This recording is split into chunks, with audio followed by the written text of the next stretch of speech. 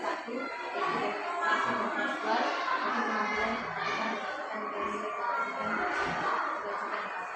Sebelum saya mau buat pertanyaan Pak, saya harap Bapak memperkenalkan diri dulu Pak. Baik, terima kasih Bu ya atas kesempatan ini Ibu bicara saya. Sekarang melakukan tugas Ibu di calon kontrak. Ya, sekarang dulu nama saya dan di sini badan kepala sekolah SMP Negeri 1 Medan. Terima kasih.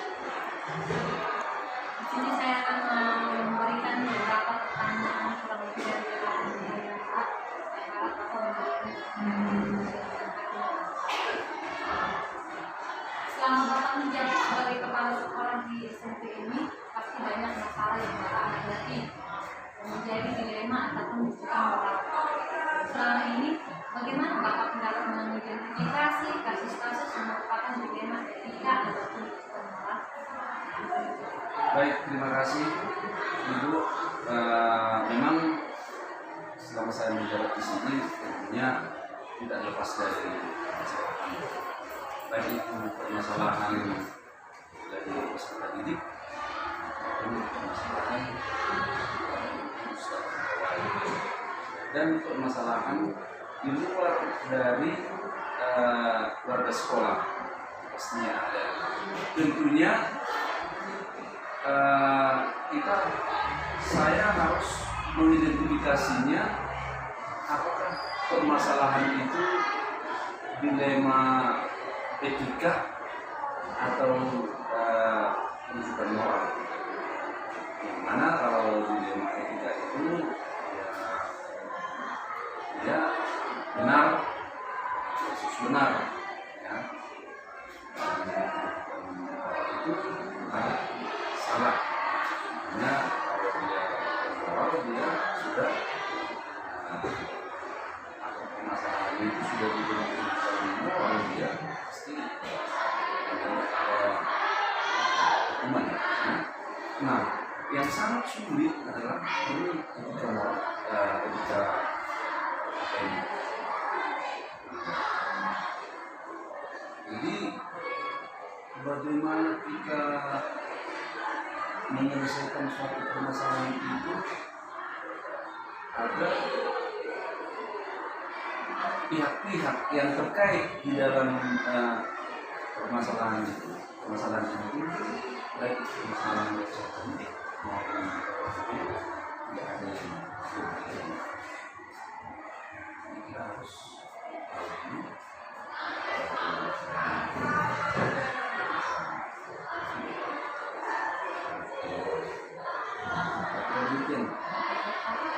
Selain mengidentifikasi kasus, bagaimana Bapak menjalankan pengambilan keputusan di sekolah ini, terutama kasus di mana ada dua kepentingan yang sama-sama benar ataupun sama-sama mengandung nilai-nilai kebajikan? Nah, seperti tadi, setelah kita bisa mengklasifikasikan suatu permasalahan yang terjadi, tentunya di penyelesaiannya kita harus mengumpulkan fakta-fakta baik itu dari pihak yang sepelaku dan fakta yang lain yang mendukung terkait dengan permasalahan tersebut. Setelah itu bisa dapat kalau kita membuat suatu langkah-langkah penyelesaian. Jadi pasti ada langkah-langkah atau prosedur yang akan Bapak buat untuk pengambilan keputusan Pak. Iya. Langkah-langkah atau prosedur seperti apa yang Bapak lakukan selama menjabat sebagai kepala sekolah di SMP Negeri 1 Medan ini? Tentunya langkah-langkah yang saya tempuh dan yang saya lakukan supaya kita mewakili suatu dan 9 yang harus kita laksanakan ya, agar di dalam menyelesaikan masalah itu seperti yang saya katakan tadi tidak ada yang berbeda, tidak ada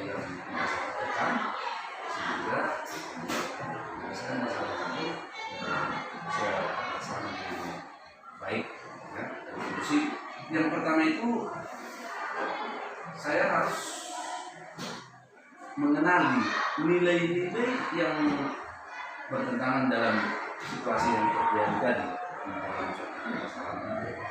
Yang kedua, tentunya kalau ada permasalahan pastinya ada pelakunya, mengenali siapa pelakunya. Kedua dia, dan menentukan yang ketiga dia menentukan fakta yang kenapa bisa terjadi permasalahan tadi, baik permasalahan yang tadi,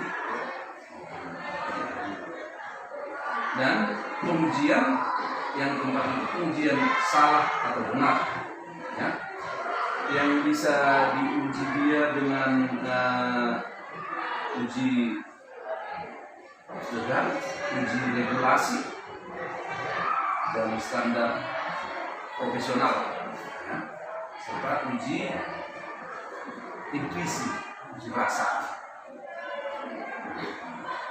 Kenapa harus kita uji dia? Intinya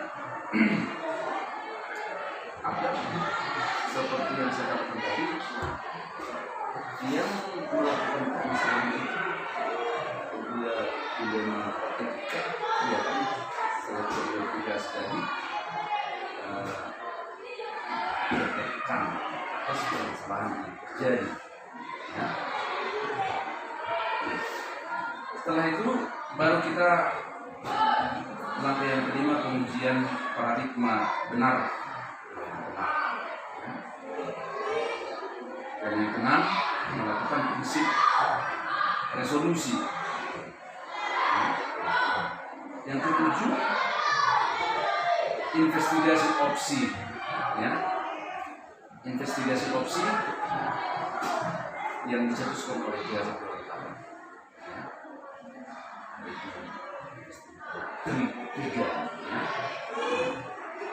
Nah, setelah yang ketujuh itu baru yang kedelapan dia kita membuat sesuatu setelah faktanya sudah lengkap, ya, terjadi, ya, kita membuat fakta ini, tentunya kenapa bisa terjadi permasalahan ini, setelah itu kita buat keputusan. Dan yang kesembilan, ya, hari refleksi bahwa keputusan kita itu refleksi dari kejadian yang sudah terjadi. Bagus sekali ya Kak, Bapak sudah mengambil langkah pengambilan keputusan itu dengan menggunakan 9 langkah ya Kak, ya. Terus pertanyaan selanjutnya Pak, hal-hal apa saja tantangan yang Bapak hadapi dalam pengambilan keputusan kasus dilema etika? Iya. Nah, ini memang hal-hal yang kita hadapi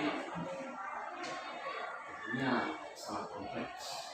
Kita bisa saat ini dalam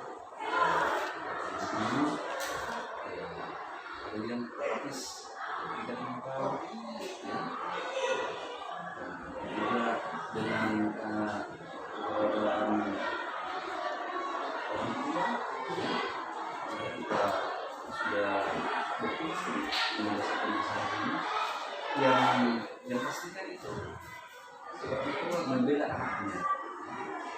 Di antara kedua pihak pasti sedang membela anaknya. Ini salah satu tantangan yang sangat besar yang kita hadapi di dalam menyelesaikan suatu permasalahan dilema etika.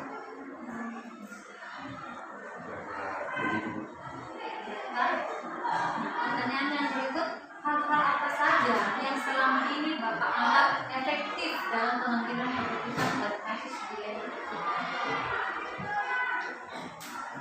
Iya, ketika kita berhadapan dengan dilema etika, hal yang efektif dalam mengambil keputusan pada kasus tersebut adalah menggunakan 3 prinsip resolusi, yaitu berpikir berbasis hasil akhir, ya, berorientasi pada aturan yang benar, dan mengutamakan rasa peduli. Nah, inilah yang menjadi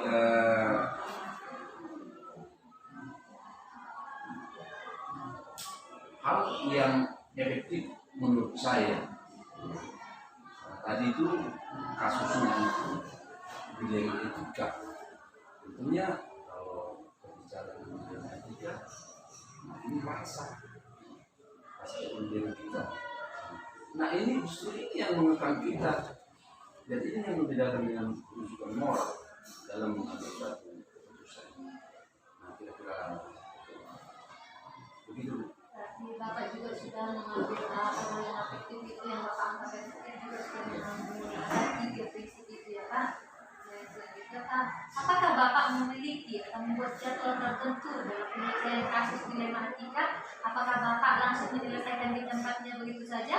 Atau ada jadwal yang lain untuk menyelesaikannya Pak? Tentunya kita tidak bisa mengambil keputusan pada saat itu, ya. Karena kenapa? Mengumpulkan fakta-fakta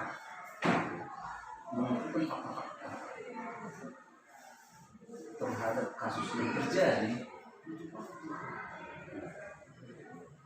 dan kita juga butuh waktu untuk berkolaborasi dengan siswaan, BP, wali kelas, peserta didik. Kita katakan tadi peserta didik yang bermasalah tadi, tentunya itu kita. Jadi keputusan yang kita ambil itu tentunya harus kita jadwalkan, ya, harus kita jadwalkan. Dan itu melihat seberapa besar pengaruh daripada kasus tersebut. Kalau memang memungkinkan dia kasus itu di luar dari dilema etika, ya barangkali pada saat itu dia bisa kita selesaikan. Tapi kalau dia kasus yang dilema etika, tentunya kita harus menjadwalkan, ya.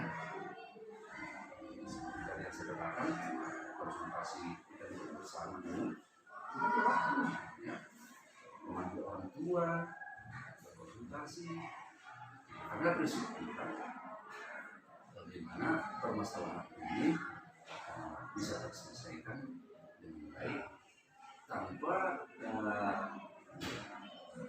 merasa dirugikan sekali, merasa tertekan sekali setelah.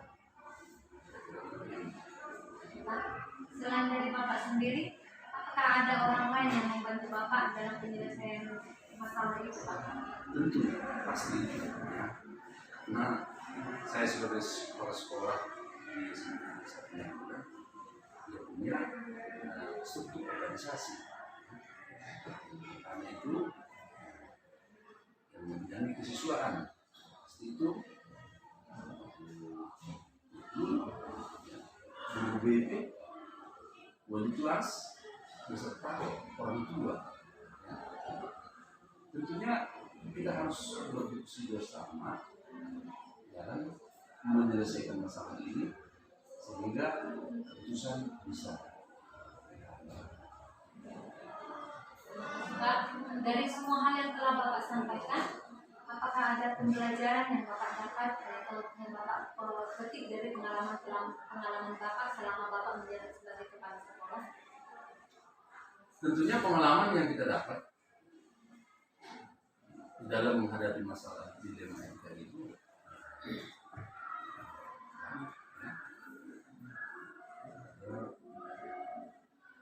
pengambilan keputusan dalam suatu kasus yang identifikasinya dari dilema etika itu tidak sama. Karena kita katakanlah dilema etikanya kasus A, barangkali besok-besok ada kasus B.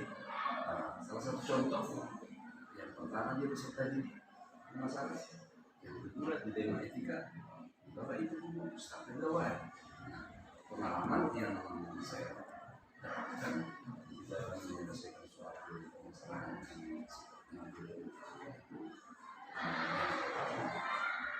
sudah bisa menjadi pengalaman yang terbaik untuk menyelesaikan permasalahan yang terjadi. Pak, terima kasih Pak, itu saja pertanyaan saya hari ini Pak. Untuk itu saya mengucapkan terima kasih kepada Bapak karena Bapak sudah memberikan saya waktunya Pak. Terima kasih, selamat berjuang ya. Selamat siang Pak. Ya, selamat siang Ibu. Saya mengucapkan terima kasih dulu Pak karena Bapak telah memberikan kesempatan atau memberikan waktu untuk saya wawancarai untuk membuat tugas demonstrasi bertekstual saya Pak. Nah, sebelum kita sebelum saya membuat pertanyaan-pertanyaan Pak, baiknya Bapak untuk memperkenalkan diri Pak. Ya, selamat siang juga. Selamat datang di SMP Negeri 269. Saya kepala sekolah mengucapkan terima kasih kepada Ibu yang sudah mengunjungi sekolah kita ini demi kebutuhan pembenahan tugas untuk calon guru penggerak Ibu ya. Mudah-mudahan nantinya dengan pertemuan ini boleh menghasilkan hasil yang maksimal, dan harapan saya juga itulah target untuk pencapaian Ibu nanti berhasil sebagai seorang guru penggerak. Baik, perkenalkan, nama saya Lumumba DP Sitinjak. Nah, jadi saya menjabat sebagai kepala sekolah di SMP Negeri 2 Nenggolan ini kurang lebih masih 2 tahun Ibu ya. Jadi artinya saya masih pemula. Nah, dalam hal ini apa yang boleh saya sampaikan nanti sesuai dengan kebutuhan tugas daripada Ibu, ya mudah-mudahan lah nanti boleh maksimal.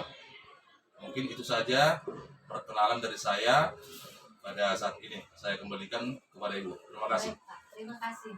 Dalam tahap wawancara ini saya akan memberikan sekitar 8 pertanyaan Pak yang akan saya sampaikan kepada Bapak.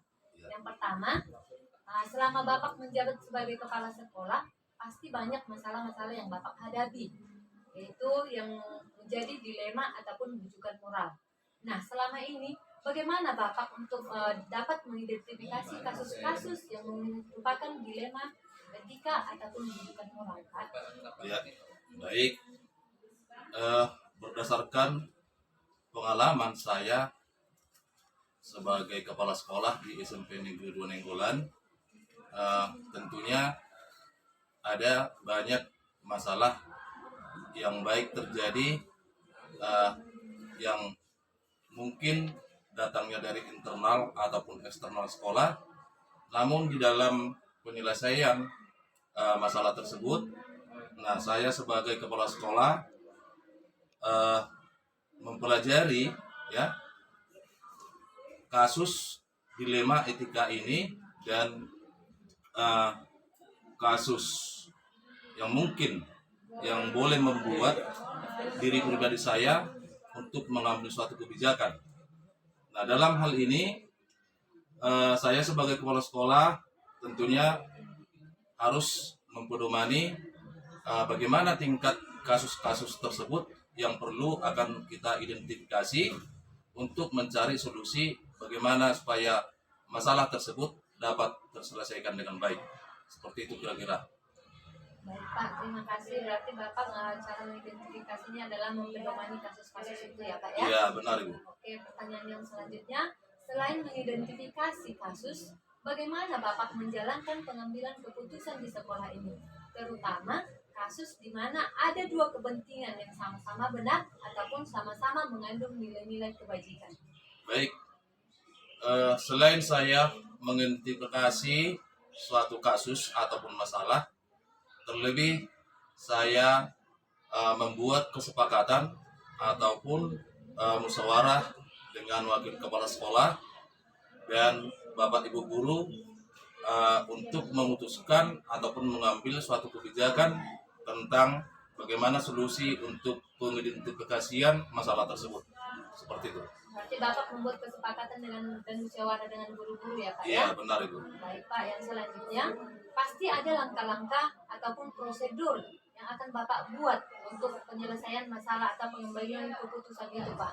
Nah, kira-kira langkah-langkah atau prosedur seperti apa yang Bapak lakukan selama Bapak menjabat sebagai kepala sekolah di SMP Negeri 2 Nenggolan ini? Ya, baik.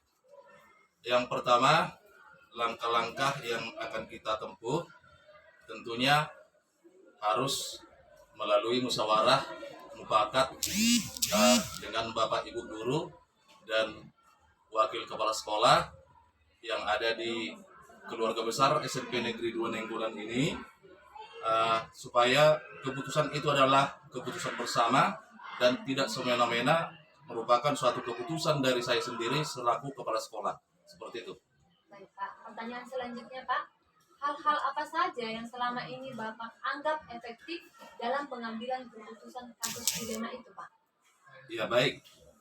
Hal-hal yang dianggap efektif dalam pengambilan keputusan itu adalah adanya komunikasi dengan wakil kepala sekolah disertai dengan semua Bapak Ibu guru di dalam memutuskan satu keputusan untuk mencari solusi bagaimana ketika ada permasalahan itu dapat diselesaikan dengan baik. Terima kasih. Berarti Bapak melibatkan guru-guru juga untuk penyelesaiannya ya Pak ya? Iya, seperti itu, benar. Baik, terima kasih Pak. Nah, apakah Bapak memiliki atau membuat jadwal tertentu dalam penyelesaian kasus dilema etika? Atau apakah Bapak langsung menyelesaikan di tempat itu sendiri Pak? Ya baik, kita melihat dari tingkat kasus yang kita hadapi ketika tindakan ataupun putusan yang boleh untuk penyelesaian terhadap kasus tersebut boleh diselesaikan pada saat itu juga, dan tentunya hasil kesepakatan juga dengan wakil kepala sekolah maupun Bapak Ibu guru yang ada di SMP Negeri 2 Nenggolan. Jadi tidak semata-mata pada saat itu juga kita tidak semata-mata dapat langsung mengambil suatu keputusan bagaimana untuk menindaklanjuti ketika terjadi kasus di sekolah itu. Sekian, terima kasih. Pak. Nah, selain Bapak sendiri, adakah yang hal-hal yang lain atau orang lain yang membantu Bapak untuk mempermudah pengambilan keputusan dalam kasus ini Pak?